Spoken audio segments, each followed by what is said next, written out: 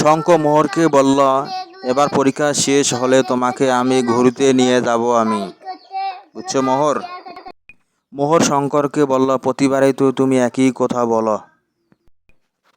শঙ্খ মোহরকে বলল, এবার তোমাকে সত্যি আমি বেড়াতে নিয়ে যাব। তারপর মোহর বলল যে, তুমি আমাকে কোথায় বেড়াতে নিয়ে যাবে? মোহর শঙ্করকে বলল, আমি তো কোনো জায়গা যাইনি ঘুরতে। শঙ্খ বলল, তুমি তাইলে কোথায় যাবে? মোহর শঙ্করকে বললে, তুমি কোথায় আমাকে নিয়ে যেতে চাও? শঙ্খ বলল, আমি তোমাকে পাহাড়ে নিয়ে যাব ঘুরতে। মোহর শঙ্করকে বলল,